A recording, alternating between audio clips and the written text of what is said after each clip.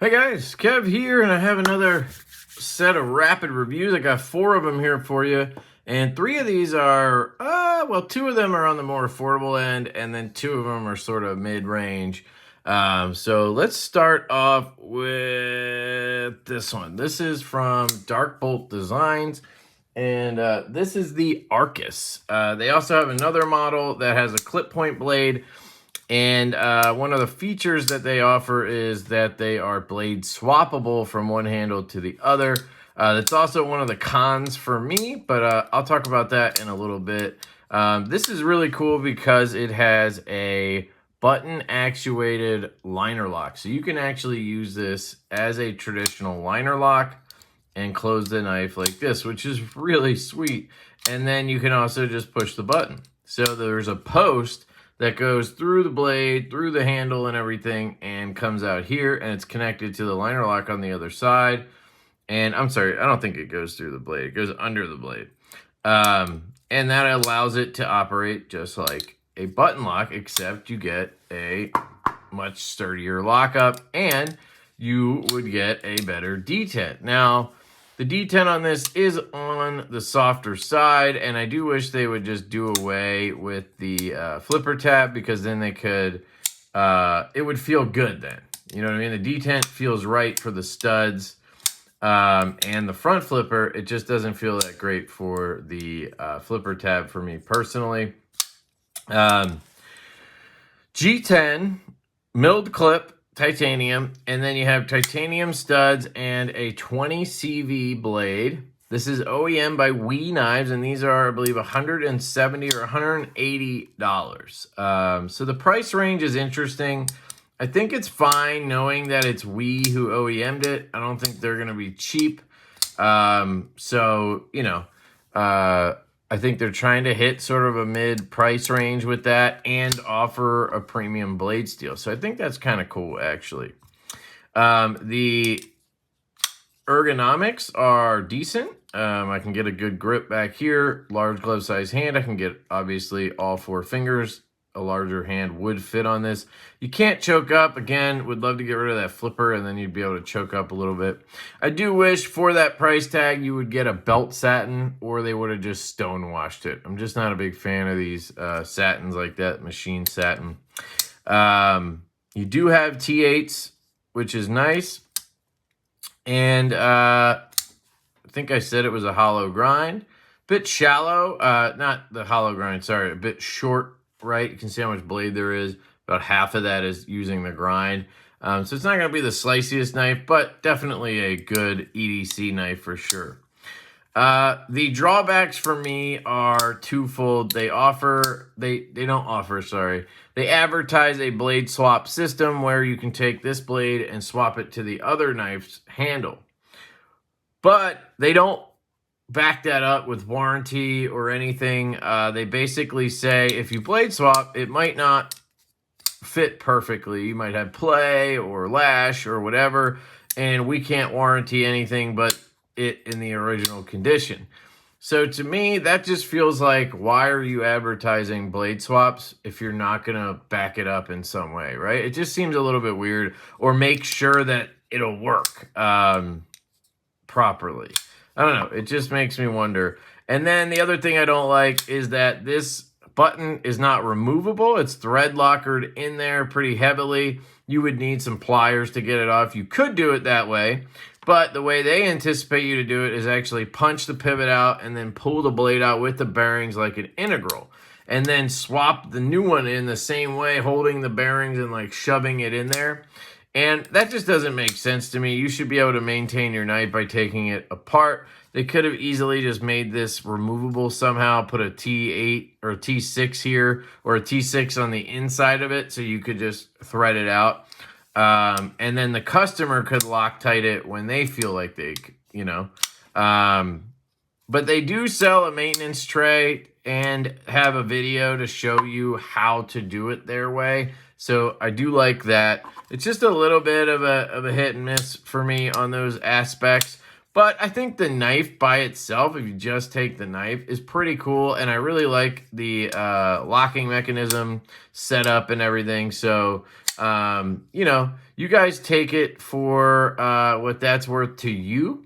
I don't think that I would pick one of these up at the price point. I just wouldn't want G10.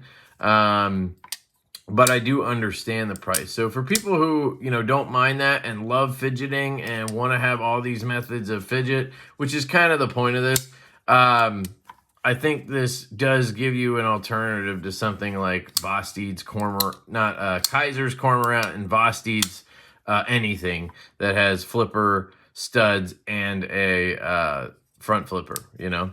So that is the Darkbolt Designs Arcus. The next two here are going to be slip joints. So I'll start off with this one. This is the new model from Rosecraft Blades coming out soon. This is their briar patch jack, and this is a two-bladed knife. You have a clip point blade on this end. Nice and usable, pretty large blade on there. The springs on these are pretty good. I like the pull. You know, you're probably at a 5.5. And it's decent, especially for a two blade, because you have to kind of get in there with your nail. The other blade is obviously a sheep's foot, and look at this beauty. That is a gorgeous sheep's foot blade, in my opinion. These are in D2. It's about a $65 knife.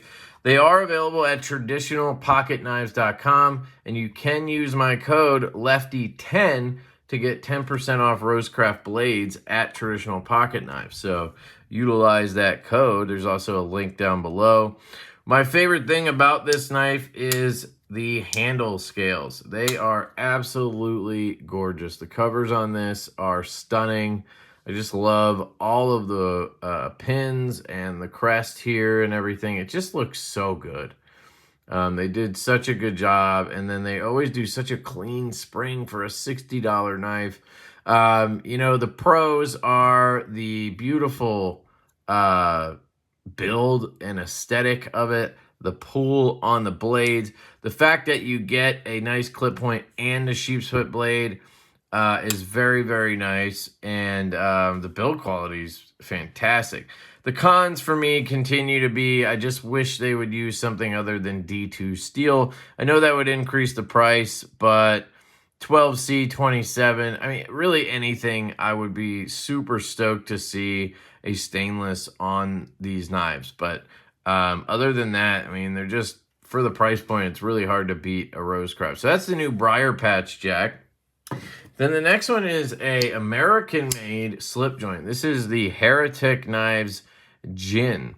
And this guy's pretty cool. It's in Magna Cut steel with weave carbon fiber, stonewash blade. Very, very cool. I love what they're doing here. There are a couple little things that bug me on the knife, but overall, for $300, I think an American-made slip joint like this is an excellent choice. You know, your other options in the category are the Gentleman Jack from Medford, which I believe is more expensive, and the Tactile Bear, which this crushes, in my opinion. You still have a stupid lightweight knife like the Bear, but it's a little bit thicker, and it feels way sturdier, and the walk and talk is much better. And again, there is no blade play here. There's not a bunch of gapping going on, and it has decent walk and talk. And I think Heretic really crushed this. I just wish that they wouldn't have done this silly filler tab with this screw sticking out. Like, what is that? Why? Why wouldn't you have made it flush in there with the filler tab? And then you could have included a second one for this side for people who want to use a slip. That would be perfect. But it has this clip, which if you look at this clip, it's very short and very tight. That is not a good clip. I didn't even try to get it in my pocket. I'll try it real quick, but it's not going to do it. Yeah, it jumps over the pocket. It's a terrible clip. Doesn't even work, honestly. So I don't even know why it's there. Get rid of the clip. Just, you know, you don't even need the clip, and then the knife is perfect. I mean, seriously, if you just had these two screws, didn't have that, and no clip, I would be in love. I would own one of these at that point. But that just really kills it for me because of this terrible clip and that stupid screw sticking out like that. It just doesn't make sense. Anyway, that's my gripe. Otherwise, I really love this knife. I don't know what their Magna Cut is heat treated to. I've said this before. In the past, they told me 60-61, but like most people, they probably have bumped it up by now to 63 or something like that. So if that is the case, then this is one of the best American-made slip joints you could get, if not the best one, other than like a handmade custom. So I really like it. I love a sheep's foot blade. You guys know that. I mean, a finger choil in this area instead of what we have here would basically make it perfect. But hey, it's really, really good. I love the lightweight nature of it and great walk and talk. Just, it's gorgeous, really nice, great size. Just get rid of that freaking clip and this screw. So that is the gin from Heretic. Oh, and this came by way of Blade Runner HQ, so big shout out to Blade Runner HQ for sending this out. If you're looking for a gin or any Heretic or Microtech, ProTech, stuff like that, definitely check out Blade Runner HQ. The last one here is the least expensive. This is the new Kershaw Layup. So you guys might have seen my video on this last week or two. And this is actually a assisted Kershaw with a Duralock. So it's got their Axis style lock and it's assisted, but because of the way it's set up, it really works extremely well. This is one of the only assisted knives that does not bug me being assisted, because you can just close it, shake it down like that, boom.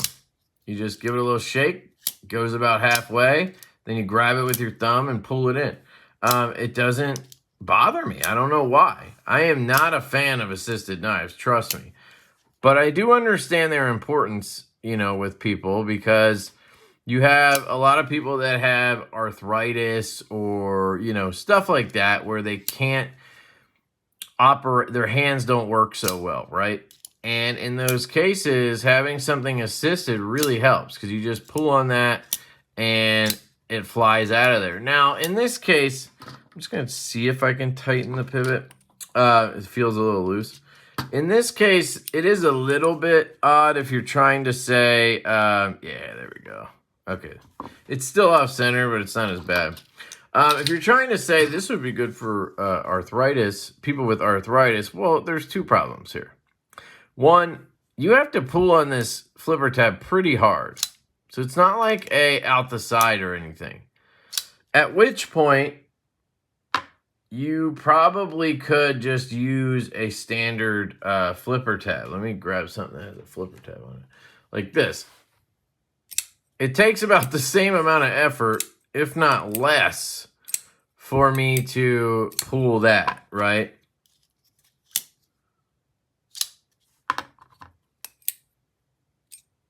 Okay, it failed, but I mean, essentially, it actually feels a little softer to pull on this, but bear with me here. And then to close it, I guess you could say you could pull back on these and then do this, but you have to overcome the spring, right?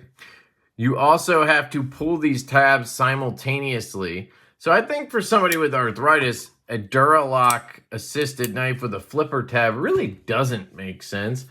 Something with studs and assist where you could just go poop and it would fire out of there makes sense. And then maybe a button lock where you just push a button and then close it. You don't have to pull two tabs.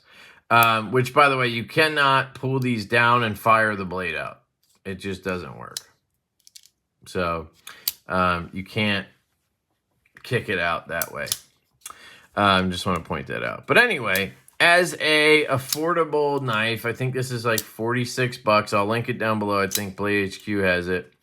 I like it, honestly. You just pull the flipper, drop, and pop it close. It works extremely well. Has a reversible clip. Obviously, T6s are a downside. Whatever this is, FRN stuff, not the best, but it feels good. It's got grip. I mean, it's just not like G10 or aluminum or titanium, obviously. But we're talking about a $40 knife. Really nice stonewash blade. It is in D2, but it's a tall, flat grind, super thin and sharp. I don't think this one would be a bad option for somebody walking into a big box store, and if they saw it on the shelf and grabbed it, I think they'd be pretty stoked with, you know, the knife they ended up having for however long. So I like this model. This is the Layup from Kershaw. It's different and not ideal for me, but I think for some people out there, this would be very, very cool. So that is the Kershaw Layup. And then we have the Rosecraft Blades Briar Patch Jack. We have the Heretic Knives Gin, and we have the Darkbolt Designs Arcus. Let me know which one of these knives you would take home. Let me know if you guys have any questions. Links again are down below. Helps the channel if you use those, but totally up to you. And I love you guys. I hope you have a fantastic day, and I'll catch you later. Peace.